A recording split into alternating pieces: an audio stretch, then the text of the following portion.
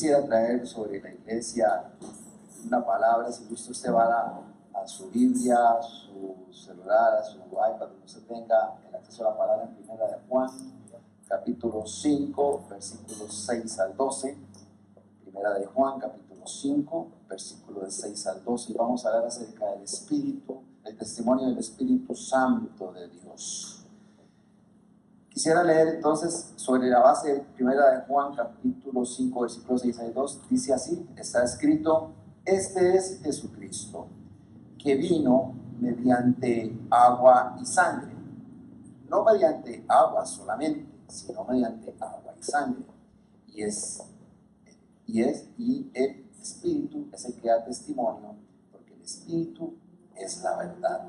Porque tres son los que dan testimonio en el cielo: el Padre, el Verbo y el Espíritu Santo. Y estos tres son uno. Y tres son los que dan testimonio en la tierra: el Espíritu, el agua y la sangre.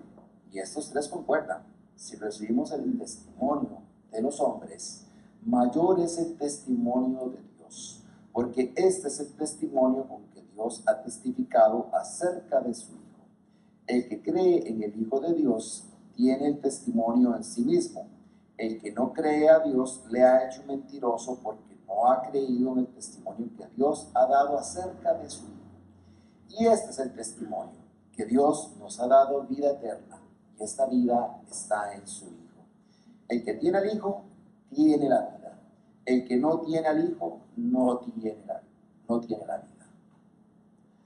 Glorificamos al Señor. Hoy quisiera profundizar en cierta dimensión de la palabra respecto de la importancia de lo que es albergar en nuestras vidas el testimonio del Espíritu Santo.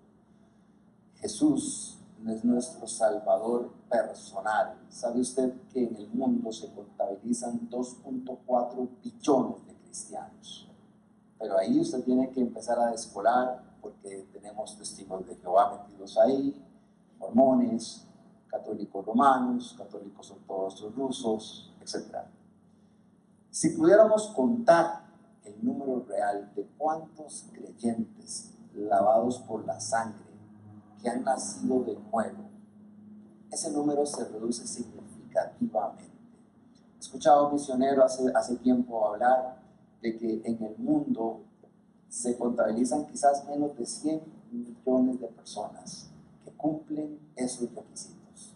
Me refiero a que en lo que se puede clasificar como cristiano no necesariamente cumple el testimonio de Dios en lo que la Biblia habla, para poder decir que sí, efectivamente, aunque dentro de su denominación, dentro de su dogma religioso, se les pueda enseñar de que a través de esa línea sectaria o a través de esa línea doctrinal encuentran salvación, la realidad es que siempre Jesús o se le adora no como un Dios, sino como a una segunda deidad, tercera deidad, como es en el caso de ciertos círculos del catolicismo o en ciertos círculos de los testigos de Jehová, donde a Jesús no se le predica ni se le concede como Dios, o dentro de los mormones, que dentro de su eje doctrinal y temático, Jesús es una personalidad muy diferente a la que usted y yo conocemos.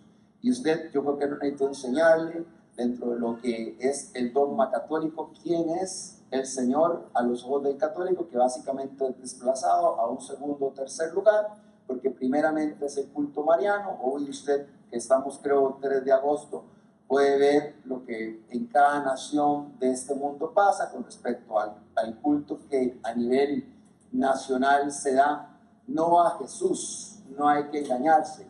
Es necesario reconocer como creyentes de que hay una necesidad en cada uno de nosotros como hijos de Dios de saber si somos nacidos de nuevo, si tenemos y contamos en nuestro interior con el testimonio del Espíritu Santo, que es el que nos confirma que somos efectivos y reales hijos e hijas de Dios, de que nuestros nombres sí y sí están escritos en el libro de la vida.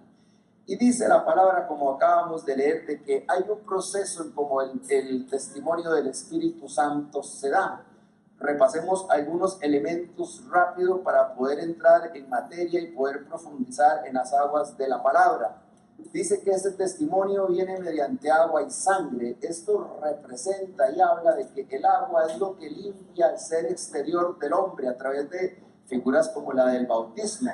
No significa que nos tengamos que estar lavando con agua para purificar nuestros cuerpos espirituales, no. Significa que hay un acto simbólico como lo hubo cuando el Señor abrió el mar en medio de toda la persecución que tenía el pueblo de Israel y los hizo pasar por las aguas. Igualmente la iglesia pasa por las aguas a través de un bautismo, pero esto no significa que tengamos a través de ese bautismo una salvación. Es simplemente un testimonio que nosotros damos como hijos y creyentes en Él. Y esto a su vez representa un acto que lava y limpia el ser exterior, y ese es un primer elemento. Hay otro elemento que habla acerca de la sangre, y este es el elemento que habla de la transformación interior. La sangre del Cordero limpia nuestra mente, nuestros seres, nuestro ser interior de los conflictos del ateo, perdón que se lo diga así, que está en usted y que está en mí, del fariseo que está en usted y que está en mí, y nos permite ser personas genuinamente guiados por el Espíritu Santo de Dios. ¿Cuántos aman el ser guiados por la presencia del Dios Todopoderoso? Porque muchos están acá, yo le puedo decir por el Espíritu que muchos están acá no porque no hayan tenido contienda en sus casas, no porque muchos se les opongan a su fe, están aquí porque ustedes deciden ser perseverantes, porque hay un testimonio que no lo da hombre ni lo da carne. Usted está acá porque Dios le ha tratado a usted y usted es un producto, un ser procesado por Él, porque su nombre, si usted ha entregado su vida, está escrito en el libro de la vida del Cordero. Aleluya. Y usted y yo estamos destinados a gobernar eternamente para siempre con Él, sentado en un lugar que Él nos prepara. ¿Cuántos bendicen al Señor? Vea usted cómo hay un testimonio que Dios busca en nosotros establecer para que su testimonio no realmente sea tu testimonio, sino que sea el testimonio de Él hablando a través de ti. Ese es el testimonio que nosotros como hijos e hijas de Dios, a través de estos procesos de la vida, que nosotros a través de la palabra, a través de venir usted y someterse cada domingo, a través de los tiempos de estudio de la palabra, a través de los miércoles, donde desde las 5 de la mañana, aleluya, estamos buscando el rostro del Señor. Usted empieza a albergar sobre usted un testimonio, una unción que lo hace a usted caminar y lo hace a usted brillar, no con una luz que es propia, no con un testimonio que es propio. ¿Sabe qué he aprendido yo a través del tiempo? Que ser un buen creyente casi siempre más depende de Dios que de usted. Porque a mí, al menos yo vengo de la generación evangélica donde nosotros, sí, claro, íbamos a predicar a las calles y nos íbamos con megáfonos, nos íbamos con mimo y dábamos un testimonio de nuestra fe en el Señor. Y luego fuimos cambiando eso, íbamos con las danzas, íbamos con los predicadores, a veces nos echaban, a veces nos trataban muy bien, a veces íbamos a las casas a orar por los... y hacíamos un montón de cosas. ¿Sabe usted que todo eso es bueno? Aleluya. Y el Señor se mueve a través de todo eso. Eso es necesario hacerlo, pero hay algo que yo he aprendido en los círculos en donde usted se mueve en su trabajo, en los círculos en donde usted se mueve con su familia. Casi siempre hay como un ambiente restrictivo de usted tenga cuidado con lo que usted habla, porque aquí hay gente que es católica, porque aquí hay gente que es atea, y usted se confronta con algo que es fuerte, que espiritualmente es como una barrera que no le permite a la persona ser, o le impide ser realmente el testimonio vivo que Dios está y ha creado. ¿Y sabe usted cómo se rompe eso? En mi experiencia es permitiéndole al Espíritu de Dios demostrar la naturaleza que hay en usted, esa nobleza, esa pureza, esa piedad, ese tiempo donde usted está con los demás y usted dice vamos a orar. A partir de ese momento es que usted empieza a romper algo y todo el mundo se queda callado y usted empieza a hablar y la gente se queda así como que incómodo, pero la gente está recibiendo algo, porque es que algo está saliendo de su espíritu. Usted no lo sabe, pero es que Dios ha puesto algo en tu espíritu que alimenta a los demás. Y que esas personas, aunque estén apartadas del Señor, empiezan a recibir vida, porque hay un testimonio que es dado del espíritu de alguien que está conectado con el Dios Altísimo a personas que en su espíritu están muertas en delitos y pecados. Así que vean ustedes cómo el Señor da un testimonio que viene a albergar en nuestros corazones su verdad, y esa verdad a su vez es manifestada a través de hijos e hijas. Usted cuando lee la Biblia en Apocalipsis, constantemente el Señor nos exhorta a guardar nuestro testimonio. Es una constante exhortación ante la persecución. Es una batalla que Dios como tal nos advierte que puede estar ahí.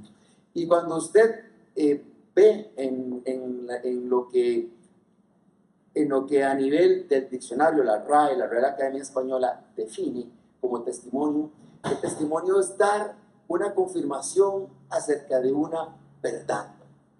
Dice la palabra en Hebreos 11:2, es pues la fe, la certeza de lo que se espera, la convicción de lo que no se ve.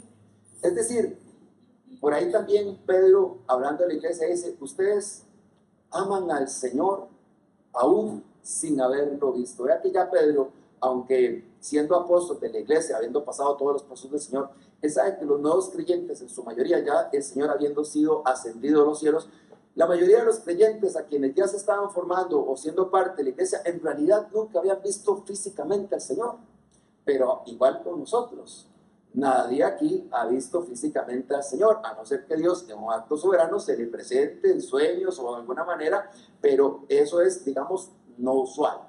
La fe en la mayoría de nosotros se alberga, el testimonio del Espíritu Santo se alberga en cada uno de nosotros a través de la acción que el Señor hace, no por predicadores, no por personas, sino porque Él, a través de nuestra decisión personal de decirle ven a nuestra vida, es que Jesús empieza a dar un testimonio vivo de que somos hijas e hijos de Él.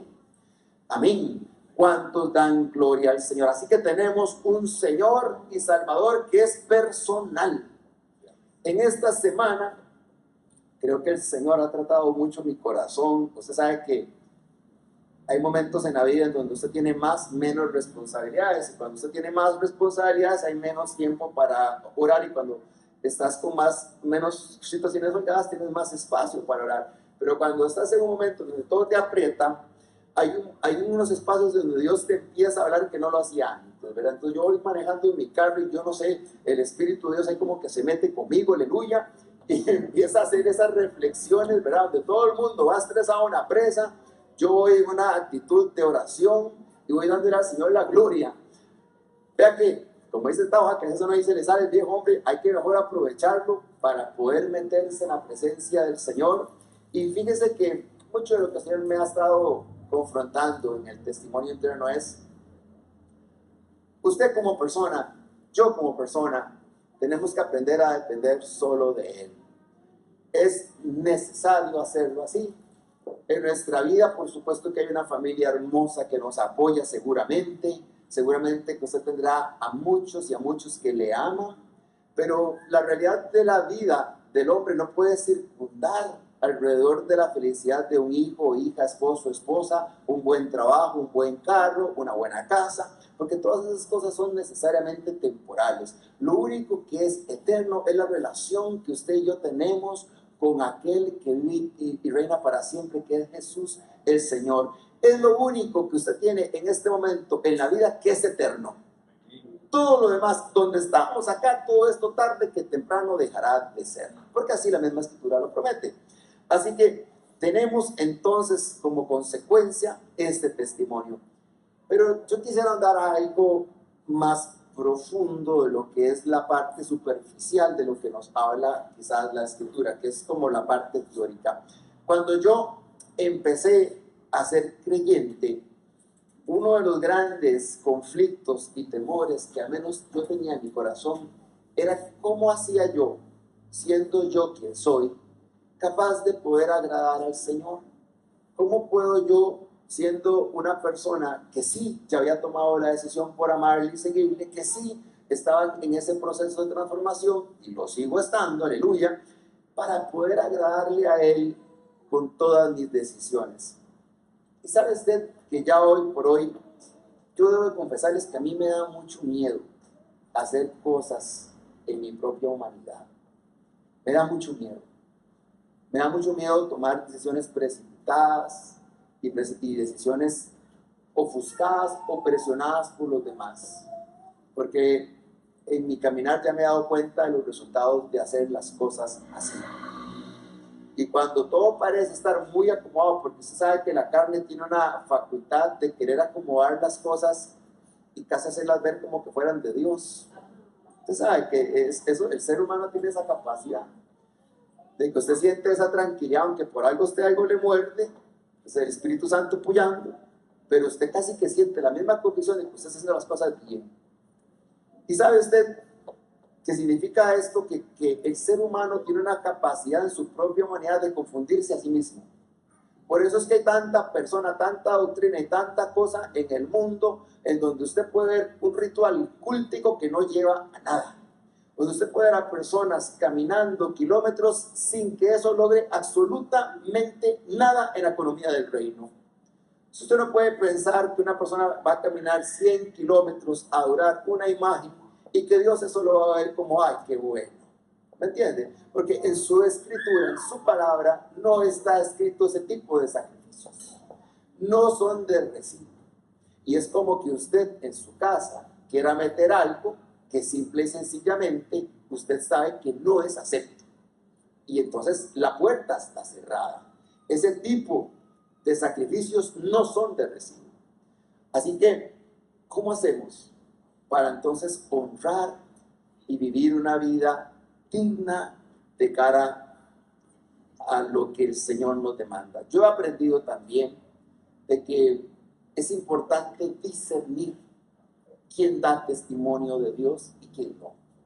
Usted sabe que el testimonio del Espíritu Santo nos da a su vez una realidad de cuál es la verdad del Evangelio.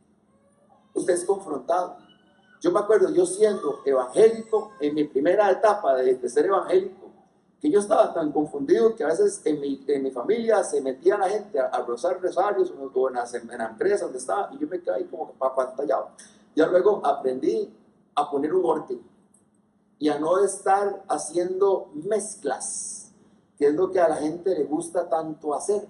Usted cuando Israel se rebela contra el Señor allá en el desierto, después de que abrió el mar, después de que les hizo maná caer del cielo, después de que abrió las aguas, ellos se rebelan y hacen un becerro de oro. Y usted lee la escritura y usted ve que Aarón dice, bueno, hagamos el becerro y mañana adoremos a Jehová. Entonces usted dice, ¿pero qué mezcla tenía esta gente en la cabeza? Que por un lado, ellos como que dicen, bueno, pero Dios está tal vez contento con esto, y por otro lado, esto es como parte de lo que siempre hemos hecho, adorando ídolos en Egipto, así que podemos mezclar las cosas. Y el Señor aborrece esto de gran manera. Así que hay que aprender a discernir en nuestro interior el testimonio que Dios da respecto de nosotros mismos, respecto de los demás. ¿Cómo sabe usted, le pregunto yo, que usted realmente es un creyente? ¿Cómo sabe usted que usted tiene vida eterna? ¿Cómo lo sabe? Es porque alguien se lo dijo. Porque usted puede ir hoy y conocer una persona que está en una iglesia evangélica hoy.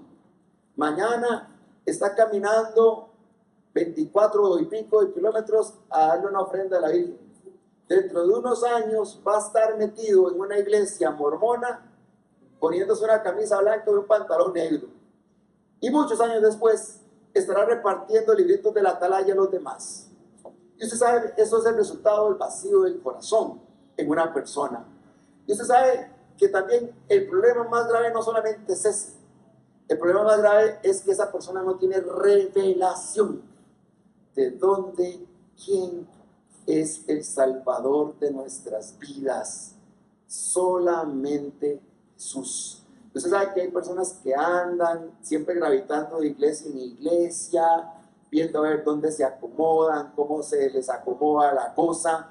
Cuando algún predicador viene y les incomoda la vida, porque da un mensaje confrontativo. Hasta ahí llegó el amor por la iglesia, aleluya, pastor. Entonces, hasta ahí llegó el asunto, ¿verdad? Muy bonito todo, vamos ganando acá y vámonos a un lugar donde la alabanza y la oración estén muy buenas, pero a mí no me gusta que me den testimonio de lo que yo no quiero hacer. ¿Sabe usted?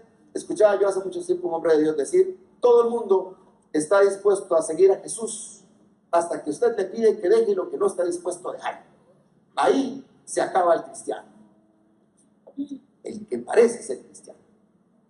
¿Sabe usted que Dios está comprometido con usted y conmigo a llevarnos hasta el final si nosotros estamos dispuestos a seguir con Él hasta las últimas consecuencias? Y las últimas consecuencias no necesariamente es un hachazo o que nos persigan, no. El tema es nuestra decisión personal de renunciar a las cosas que son transitorias, a las cosas que hoy son una tentación. Delante de todas las personas aquí, hay algo que el enemigo les está ofreciendo en este momento para que usted se desenfoque. Cuidado, si no, les está poniendo a las mujeres casadas un hombre muy guapo, y a los hombres casados una mujer bonita.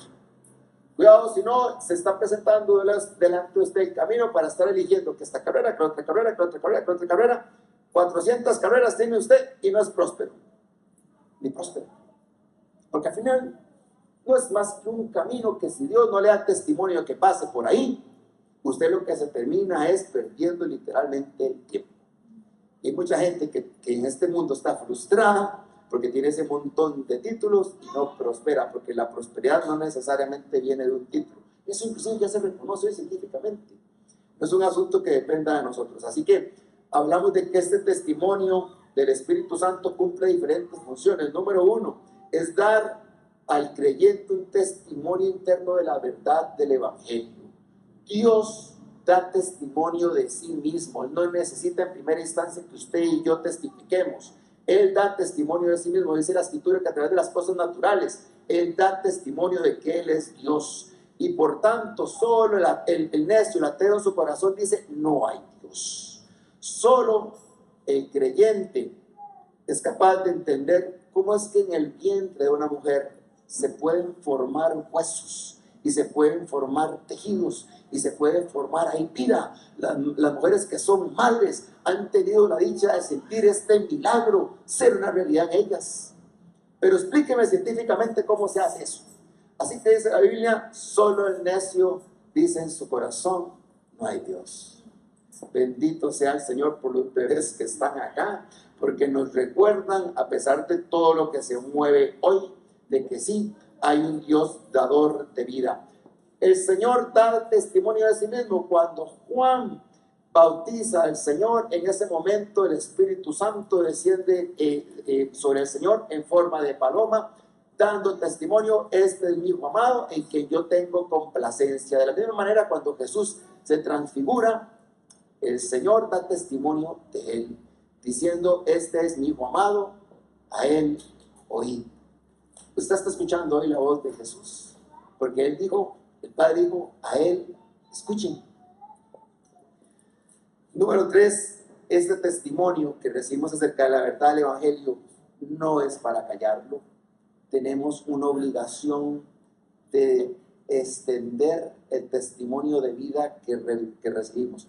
Usted sabe que cuando se habla de qué es la salvación, Romanos 10:10 dice: porque con el corazón se cree para justicia, pero con la boca se confiesa para salvación. Usted sabe que tiene que haber un testimonio que conjugue dos cosas. Usted en su corazón puede tener un corazón de creyente, pero si usted permite que el diablo le tape la boca, nadie va a poder reconocerle como hijo o hija de Dios. Así que esta confesión no es una confesión que se da un día en una hora. Yo sé que todos tomamos una decisión de decir: sí, yo confieso a Jesús como el Señor de mi vida. Si es que usted es creyente, hay una hora y un día donde usted tomó esa decisión. No es como me decía un compañero: no, es que mire, yo tengo tantos años de ir a la iglesia. Y yo le decía: sí, pero ¿en qué momento usted nació? ¿En qué momento usted tomó la decisión? Y me decía: no, yo tengo toda la vida de ir a una iglesia. Pero sí, pero decime, ¿cuándo tú tomaste la decisión de entregarle tu vida a Jesús? Y estoy siendo católico, siendo evangélico. No, mira que yo siempre he estado en la iglesia y no saben en qué día fue.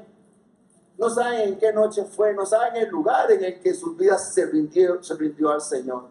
Y yo le digo una cosa, muchos de los que hemos estado en una iglesia por años, aunque estuvimos en una iglesia por años, sea católica, sea evangélica, sí llegó un momento en donde usted dijo, me cansé de mí mismo, por Dios santo, yo necesito entender de que este evangelio es un evangelio real, de que este evangelio sí toca vidas y transforma, de que este Jesús del que se habla en este libro es un Dios personal, es decir, que se revela a mí, y no se revela solo a Gustavo, ni se revela solo a Mauricio, o a Luis, o a Pri, sino que se revela a todos los que están dispuestos a permitirle que Él se revele.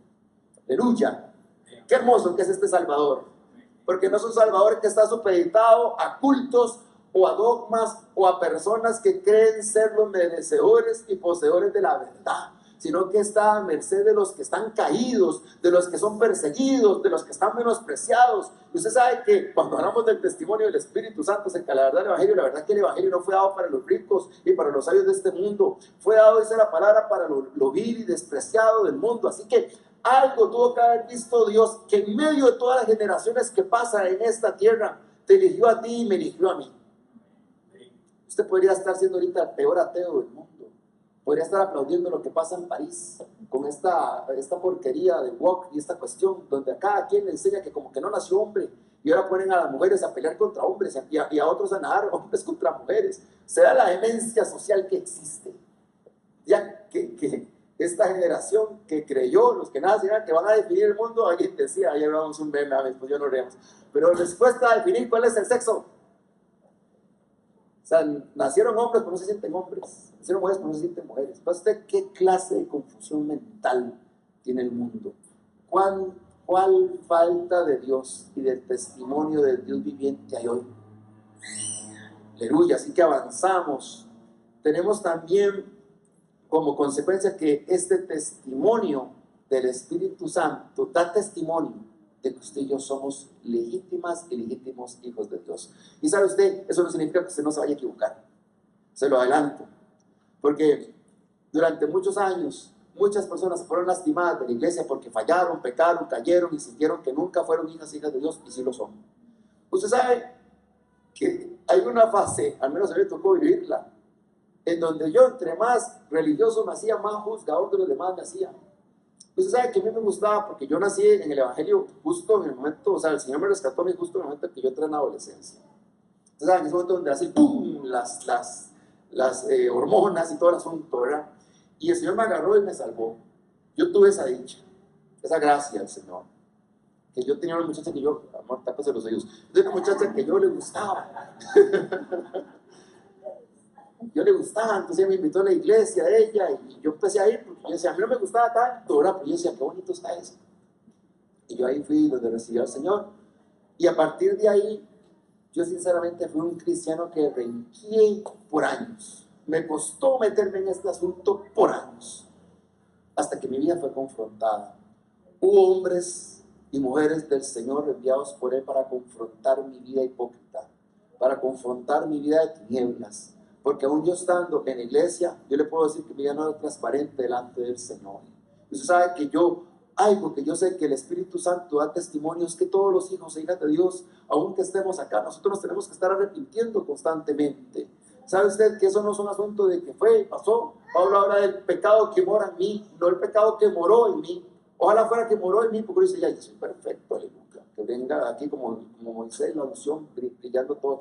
No, hay una naturaleza que es majadera, que se pega, que está siempre bregando con nosotros, que te dice, mira, mejor quédate en tu casa, mira, mejor no ores, mira, mejor detente, haz otras cosas y brega contigo para que la sabiduría de Dios, la revelación de Dios y la unción de Dios no se depositen en tu vida.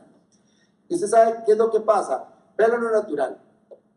Si usted tiene un dispositivo electrónico y le comparte la batería a otro dispositivo electrónico, ¿qué es lo que le pasa a ese dispositivo? Se descarga rapidísimo. Igual le pasa a usted. Por eso es que a veces nos sentimos cansados tan rápido. Por eso es que a veces sentimos que las fuerzas se nos van así. Porque estamos compartiendo lo poco que capturamos del Espíritu Santo y rápido se nos va. Porque no estamos conectados a esa fuente. Así que es un testimonio de que Dios nos da de que somos hijos y que necesitamos constantemente venir a las aguas. Usted sabe que en la escritura, seguramente a usted le pasará, a mí me pasa, cuando usted va por la palabra, hay versículos que usted dice, Dios escribió ese versículo para mí. Usted dice, no, se fue para mí. Yo sé que todo, Dios los ama mucho a ustedes, pero Dios lo escribió para mí. ¿Verdad? Ese es para mí. Y pueden haber versículos que te transformen o te toquen en algún momento de la vida. Y hay otros que son un rema constante. Es decir, usted los tiene ahí presentes porque te cambió la vida en algún momento. A mí me gusta Isaías 35:8. Dice, y allí habrá un camino, una calzada, y será llamado camino de santidad. No pasará inmundo por él, sino que él mismo, el Señor, estará con ellos. Y el que anduviera en este camino, y yo aquí subrayo la parte que es para mí, por torpe que sea, no se extraviará. Usted sabe que el Señor habla de un concepto de fidelidad, aún con nosotros como sus ovejas. De que sí, la Biblia dice que hubo una oveja que se perdió.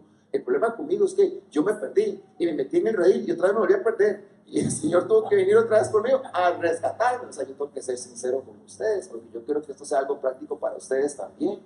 Y yo creo que ustedes sepan que la fidelidad de Dios es constante. De que este asunto no se acaba a pesar de que te equivocaste, a pesar de que las cosas no te salen bien. Hay personas que enseñan a descalificarse como hijo de Dios cuando una persona se equivoca, y ese es el peor camino en el que usted se puede exponer, porque a partir de que usted dice, sí, seguramente es que el asunto no es conmigo, entonces usted siente que la cosa, como que Dios, sus ojos de amor no están sobre tu vida, sobre tu casa, sobre tu familia. No, nosotros tenemos que batallar la buena batalla de la fe.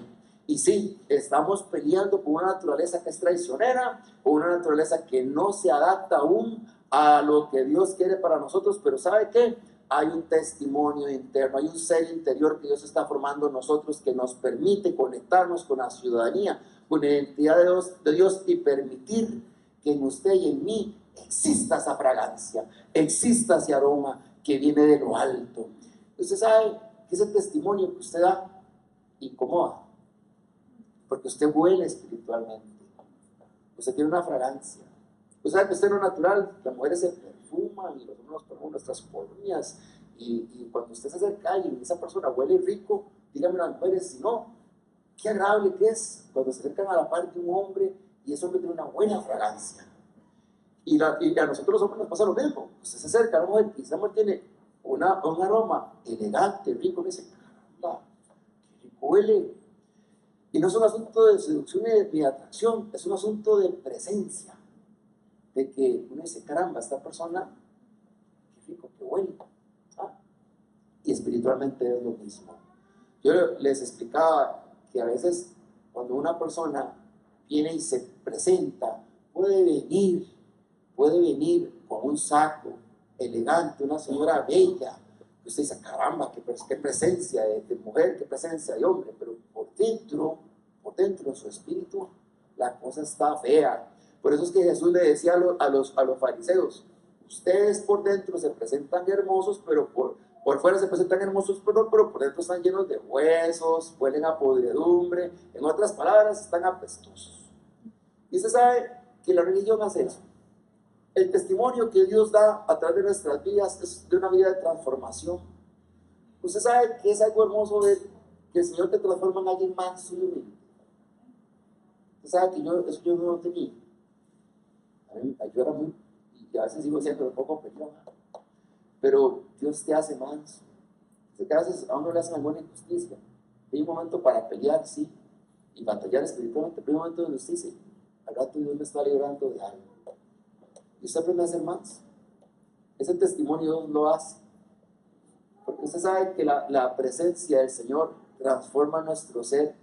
No para que usted siga siendo usted, el usted que sus papás conceptualizaron, sino el usted que Dios quiere que usted sea. ¿Sabe que cuando Dios te unge, hasta la voz te cambia?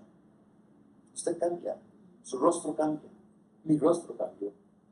Yo le puedo decir que mi cara cambió. Cuando el Señor vino y transforma mi vida, mi cara a mí me cambió. Usted le puede preguntar a la gente que me conoce hace 25 años, es esta persona. No porque ya me salieron canas, sino porque la cosa es diferente. A mí antes la gente me veía así como diciendo, y ahora a través de la acción del Espíritu Santo, bendito Dios, que la gente puede ver y decir, algo le pasó. Y ese algo tiene que ver con Jesús. Y ahí empieza un testimonio a fluir.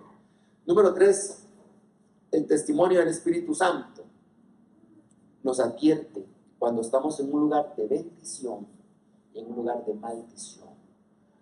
Usted sabe, eso puede sonar muy espiritual, es una realidad.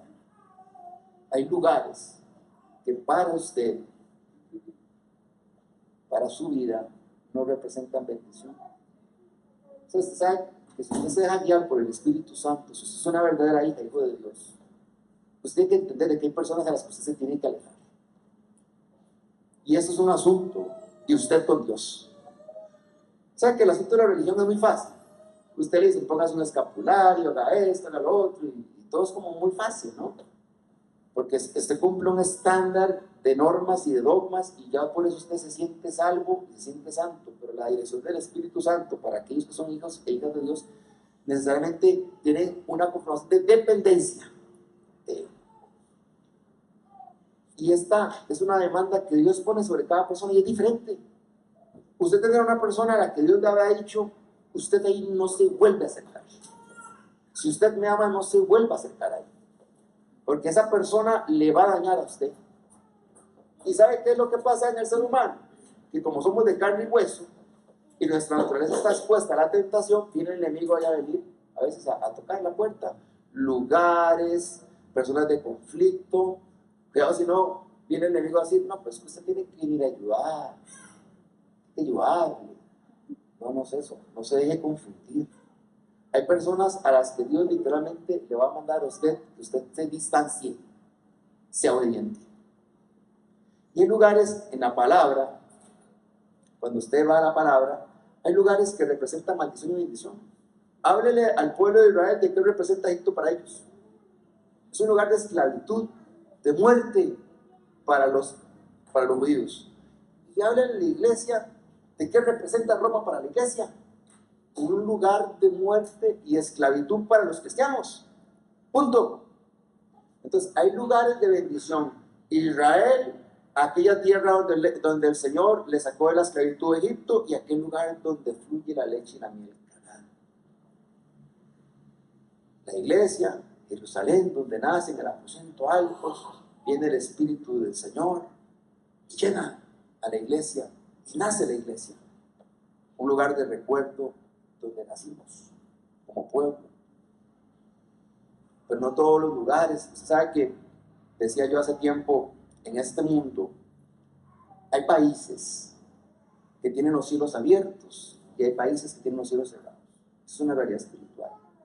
Y dentro de los países que tienen los cielos abiertos hay provincias, estados, como se le llama, que tienen los cielos abiertos y otros que tienen los cielos cerrados. Y dentro de las provincias que tienen los cielos abiertos, hay iglesias que tienen los cielos abiertos y otras que tienen los cielos cerrados. Y dentro de las iglesias que tienen los cielos abiertos, hay familias que tienen los cielos abiertos y hay familias que tienen los cielos cerrados. Y dentro de las familias que tienen los cielos abiertos, hay personas que tienen los cielos abiertos y hay personas que tienen los cielos cerrados. Porque esto es un asunto de una salvación personal. ¿Ven? Usted puede discernirlo en su hogar sin jugar de ser muy espiritual. A quien a veces el Señor en su gracia y favor le va bien, como le pasó al mismo José, que era un hombre con una gracia especial, y todos sus hermanos volvían a verse como diciendo, sabrá, la palabra no necesariamente lo esclarece, pero algo vio el papá en él, aparte de que era un hijo predilecto, porque era el resultado de una mujer que amó mucho. Pero algo hay en las personas sobre quienes se abren los cielos. Yo le puedo decir a usted que es una persona sobre quienes hay cielos abiertos. Amén. Si usted está dispuesto a decir amén y a creerlo, levante un momento su mano y dígale, gracias Dios, porque mi vida es una vida de cielos abiertos, porque tú escuchas mi clamor y mi oración, porque yo estoy dispuesto a compartir lo que tú has puesto para con mi vida, Señor, y ser, Señor, en esta tierra aquel y aquella que separa la brecha para clamar para que tu obra sea hecha en medio de los tiempos. Aleluya. El libro de Ruth también nos habla de cómo una familia entera se somete después de estar en Belén. Belén era el lugar, ya aún en aquel tiempo, donde el Señor había prometido que nacería el Mesías. Y esta familia tiene la gran idea de salir e irse a Moab. Y usted sabe que Moab era una tierra de maldición, porque esa tierra había sido el fruto de un acto incestuoso, luego de que Lot fuera ultrajado, violado. Yo no me explico cómo pasa eso, pero eso dice la explicación, de que las hijas lo emborracharon y se embarazaron del hombre, porque después de que salieron de Sodoma y Gomorra, dijeron, ya no hay hombres en la tierra para nosotros. Y entonces esas mujeres literalmente abusan de su papá. Una de ellas se embaraza y da como luz a Moab, una tierra de incesto y maldición. Y ellos deciden someterse al gobierno espiritual que rige ese lugar. Como resultado, la muerte viene y visita inesperadamente a todos los hombres de esa casa. Literalmente todos mueren súbitamente. Y tenemos no solo a Noemí viuda, sino a dos más, dice la escritura. Entonces no hay cómo la desgracia les visita. Dice, ¿cómo es que a veces la gente no logra discernir? Eso es parte de un conflicto espiritual que puede surgir, de que las cosas no te salen y no te salen y no te salen. O sea que hay tierra en este mundo espiritualmente hablando que para usted es como un desierto. No importa que usted ponga la semilla ahí, no va a crecer nada. Si usted está en el lugar correcto, Dios te hace y te ayuda a florecer. Si usted está en la relación correcta, en el lugar correcto, con la persona correcta, Dios te ayuda a florecer. No es un estorbo, es la potencialidad de lo que tú eres. ¿Me entiende? Eso es en esencia también la definición de los buenos y malos matrimonios. Aquí está Claudia como líder de matrimonios y Tao. Los buenos matrimonios potencializan aquello que viene del Señor. Ayudan a dar un testimonio vivo de quién es Él. Pero es importante que nosotros como clientes sepamos de que no todo lugar en este mundo es un lugar de bendición. Cuando usted se hace sensible espiritualmente, cuando yo empecé en esto de la intercesión, hace ya muchos años atrás, tenía maestras y maestros que eran personas que realmente nos metían en el asunto. Usted sabe que yo empecé a experimentar en mi ser interior lo que era percibir los cambios en las atmósferas espirituales. Hasta cuando entraba en una casa. Yo entraba en una casa y decía, aquí está la presencia del Señor, siento paz, siento que hay una administración sobre este lugar. Y era algo que yo sentía. Y pasaba también, en aquel momento que yo me desplazaba en el bus, que yo pasaba por un lugar de conflicto y yo decía, caramba, con razón este lugar está siempre lleno de basura, con razón en este lugar usted ve todo como que es una casa, un asunto de miseria. La gente tiene para comprar el guaro, la cosa, pero no tiene para pintar la fachada de la casa. Hacen un asunto que es como que por afuera todo es una miseria. Y uno dice, pero ¿qué es el asunto? ¿Qué es la regencia espiritual que hay aquí? Y uno se da cuenta de que sí, hay lugares que son favorecidos y hay lugares que a través de lo que el hombre hace son maldecidos. ¿Y sabe cuál es la buena noticia? Que todo lugar donde el Señor decida y quiera habitar, usted y yo somos llamados a pararnos en la brecha para santificar y establecer ese lugar como lugar, territorio del Rey de Gloria, y establecer el señorío de Jesús a través de nuestra oración, a través de nuestra intercesión. Y yo creo que hay lugares que indudablemente ya Dios seleccionó como lugares espirituales en donde Él dice, aquí yo no me meto, y creo que hay naciones que sufren la consecuencia de eso. Esta semana seguramente usted se ha dado cuenta de lo que ha pasado en Venezuela. Mi esposa es venezolana y nosotros hemos tenido todo un tema de clamor por esa nación. Pero hay que entender también el trasfondo espiritual de lo que pasó ahí, como lo que pasó en Cuba. Porque es que ahí cuesta tanto que el asunto fluya. Porque por supuesto que hubieron líderes que, como pasó en Haití, como pasó en Cuba, pactaron su nación. Y nosotros a través de nuestra oración y de nuestra intención estamos rompiendo esas cadenas, estamos orando para que se rompan esas maldiciones. Pero no sé si usted logró escuchar a este dictador hablar. Él dijo, el que se mete con nosotros se seca. Usted sabe que esas palabras no vienen de una persona natural. Eso es esas son palabras de un sacerdote que conoce en la brujería lo que está haciendo. Y eso lo que está haciendo es maldiciendo. Y cuando yo escuché eso, yo le dije a los, esta es una evidencia más de lo que se mueve en esa nación. Y el por qué cuesta tanto romper la atmósfera espiritual de esa nación. Pero ¿sabe qué? Yo creo en el nombre poderoso de Jesús, de que Él hace cosas nuevas y cosas grandes, no solo en este país, sino en esa nación. Y creo que hay mucha gente junto con nosotros, hemos estado clamando y orando, y creo que Dios Todopoderoso va a hacer algo grande, porque también ha hecho cosas grandes en Costa Rica, las va a hacer allá también. Esta nación no es más que Venezuela, ni es más que Estados Unidos, es una nación más a la cual Dios en su misericordia derramó gracia y le hizo plataforma para que la palabra fuera a través de Costa Rica anunciada a las naciones. Y yo creo que cosas así pueden pasar en Venezuela, y creo que un dictador que en realidad es un brujo metido bajo un manto presidencial que habla palabras, vean, si usted ve la astucia, esta gente habla palabras, dice el Padre Nuestro, y luego se mete con su grupo de seguridad a hablar de quién van a matar y a quién tienen que encarcelar. Así son, y la gente los oye y se ríe, porque creen que la cosa es de vacilón.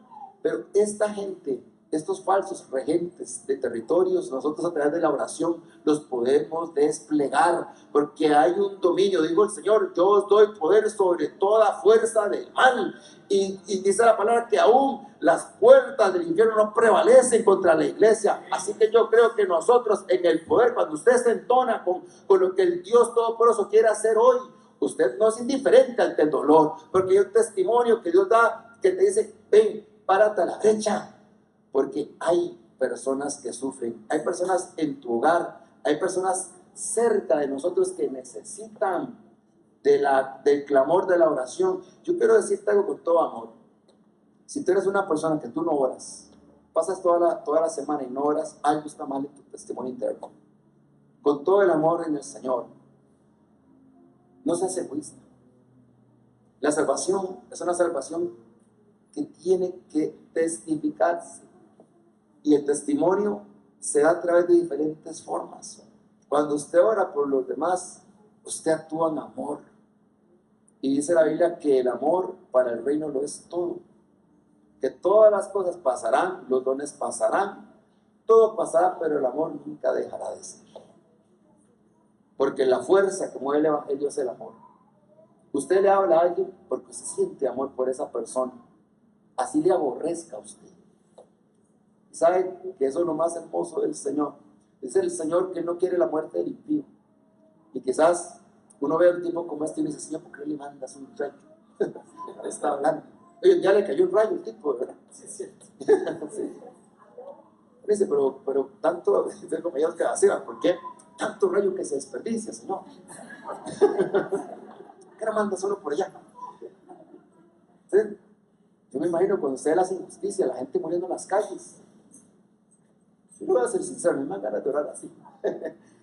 Pero dice la palabra que Dios no quiere la muerte del impío. Si Dios ha de ejecutar sentencia, que sea Él el que la haga. Nosotros cumplimos con orar y establecer un dominio territorial del Cristo de gloria en esa nación, en mi vida, en esta nación, en Costa Rica. Miren, nosotros quizás no seamos la única iglesia, hay un grupo aquí que se moviliza, pero hay iglesias en toda esta nación que pasan orando por este territorio. Y nosotros hoy somos personas abiertas al evangelio por el clamor de muchos que ya no están en este mundo, pero que clamaron para que estuviéramos aquí. Aleluya, es que esto no es un asunto de Federico, el pastor Gustavo, es que esto es un asunto de un cuerpo que tiene manos, boca, mente, corazón y que se mueve, y es el cuerpo de Cristo. Dice la palabra, número 4, que el Espíritu Santo da testimonio de las intenciones reales de los demás y de quienes están listos o no para el servicio. Usted sabe que en una iglesia ungida por el Espíritu del Señor, siempre habrá en los líderes el discernimiento de saber quién está listo o no para la buena obra. El libro de Hechos nos habla de cómo Pablo y Bernabé oraban en ayunos y oraciones, y el Espíritu Santo habló y dijo, apártennos para la obra que he destinado para ellos. Es decir, estos hombres ya habían pasado un proceso juntos. El testimonio de Pablo fue visto por Bernabé. Fue de los únicos discípulos que dijo, Este hombre, a pesar de haber sido un asesino de creyentes y a pesar de haber sido lo que fue, puede ser útil para el Evangelio. O sea que hay gente así. Yo tengo mi Bernabé. Yo les puedo decir quién fue mi Bernabé. Porque cuando yo vine al Evangelio, hermano, yo estaba atado por un montón de porquerías, hermano. Yo estaba atado a la pornografía, la masturbación compulsiva, era mentiroso, era una persona que miraba suciamente, jugaba con la religión. Y Dios me libertó. ¿Se sabe? Yo estaba ahí y pico por esas cosas, hermano. Y un montón que les puedo contar. Pero lo que le quiero hablar a usted es de la obra del Señor y de cómo su testimonio, su vida en Él cambió mi vida. Y yo solo le puedo glorificar a Él, porque lo que yo hoy soy es el resultado no de lo que yo hice, es el resultado de lo que Él hizo a través de mí. Y yo debo decir que yo sí decidí ser obediente, porque fue mi decisión y sigue siendo mi decisión. Todos los días creo que eso sigue siendo testeado por Él. Bendito sea el Señor. Usted sabe que no todos están dispuestos a ver en usted un cambio, ni a reconocerlo, pero en lo alto sí. Y que seguramente pasa en cada uno de nosotros de que las personas no necesariamente pueden creer en lo que usted ha vivido y porque usted cambió. Pero habla la Escritura de cómo el Espíritu Santo persuade a los demás. Yo quiero hablar a usted acerca de cómo Ananías, en Hechos 9:13, un discípulo, escuchó la voz del Señor decirle: ve y ora por Saulo. ¿Sabe lo difícil que era orar por un hombre como este, un asesino? Decirle el Señor que era ya creyente y que fuera a orar, eso es como que me digan: vaya a orar por Mauro. O sea, solo la mano del Señor, que se me aparezca y que me diga: yo voy a hacer eso. Porque usted es un asesino también. ¿Me entienden? Entonces, el Señor tiene la capacidad de dar testimonio de quién sí y quién no es un hijo. Y de quién sí y quién no realmente se ha convertido. Y tiene la capacidad de hacernos ver a los demás en el corazón quiénes sí realmente son y quiénes no son realmente hijas de Dios. Juan dice: había muchos que estaban con nosotros, pero no eran de nosotros. Y se sabe que uno con el tiempo aprende a ver esto. Yo me acuerdo cuando yo era joven y iba a una iglesia y teníamos aquel conjunto de música y aquel conjunto de gente que danzaba y luego había mimos y luego había ese montón de gente adulta. Pero usted sabe que en medio de toda esa algarabía y todo ese emocionalismo, uno aprende luego a ver qué sí es del espíritu y qué no, en el sentido de quiénes realmente lo hacían por corazón y quién no. Y el tiempo casi siempre va comprobando quiénes realmente perseveran en la fe y quiénes no. O sea, usted en la iglesia no se extraña de ver a cada rato caras diferentes y ver cómo hay gente que viene y va y cómo hay gente que persevera en la fe y se queda. O sea que eso es parte de esta profesión de fe. Y yo he visto en mi vida cómo muchas de las personas que yo decía: claro, esta persona casi que es irrefutablemente un creyente, con el tiempo uno se da cuenta de que en realidad la cosa era como más emocional que realmente una convicción personal de cambio. Una convicción personal de que su vida tenía un único Salvador. Y hay muchos de ellas y ellos que hoy por hoy usted los ve casi que en tendencias humanistas, en tendencias en donde la cosa como que Dios ya no está presente. Y yo no juzgo, yo lo único que quiero es poner como un ejemplo de cómo muchas veces la gente en un momento emocional conecta, pero luego se vuelven, como dice la Escritura, como aquella semilla que se tiró en medio del campo, creció la hierba y la aflicción. Y uno se da cuenta de que la parábola lo que habla es de vidas y de que uno tiene que clamar al Señor para no ser una semilla de ese tipo, para que usted pueda más bien dar un fruto al 100%. Hablamos entonces, número 5, de que el testimonio del Espíritu Santo nos da finalmente convicción de qué es lo que nos conviene. Y el pastor daba la semana pasada, cuando hablaba acerca de la oración, cómo Dios nos ha librado hasta de nosotros mismos y de nuestras peticiones. Porque usted sabe que si usted el Señor hubiese obedecido las peticiones suyas de con quién usted se iba a casar, de dónde usted iba a vivir, etcétera, seguramente que nos hubiéramos equivocado terriblemente muchos. Dios es fiel. Dice Romanos capítulo 8, 26, de igual manera, el Espíritu, hablando del Espíritu Santo, nos ayuda en nuestra debilidad. Pues no sabemos qué nos conviene pedir. Vea que la Escritura sabe que nosotros desconocemos qué es lo que nos conviene. Pero el Espíritu mismo intercede por nosotros, con gemidos indecibles. Sea Él glorificado. Pero el que examina los corazones sabe cuál es la intención del Espíritu, porque intercede por los santos conforme a la voluntad de Dios. ¡Qué impresionante! Yo, en mi caminar, me doy cuenta de que el testimonio que Dios da, de cómo sé yo que Jesús en mi vida y yo mismo soy un creyente, eso es un asunto no de un domingo, es un asunto diario, cotidiano. Usted sabe que yo constantemente, y espero que también sea su experiencia, yo constantemente soy exhortado por Él, constantemente soy contristado por Él, constantemente soy enseñado por Él, porque hay un testimonio que me dice en mi corazón, en mi interior, donde nadie más puede entrar, hacia dónde debo de ir, qué debo de hacer, cómo debo de decidirlo. Eso es maravilloso. Ahora, dándole una dimensión correcta a todo esto, he querido traer este mensaje a la iglesia porque es muy importante reflexionar de qué nos está moviendo y cuáles son las intenciones reales de nuestro corazón.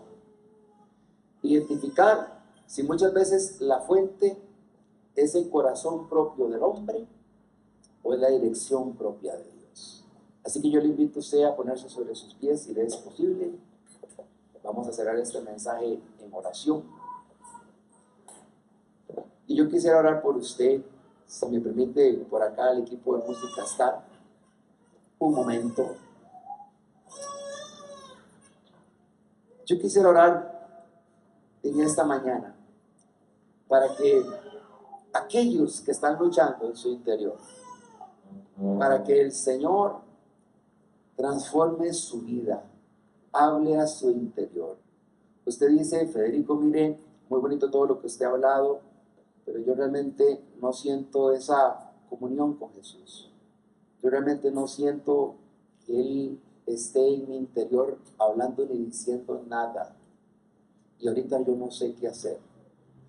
Si usted siente en su corazón aún la necesidad de avanzar más en su relación con el Señor, yo le invito a cerrar sus ojos. Sabe que nuestro Dios quiere que nosotros disfrutemos la plenitud de su grandeza.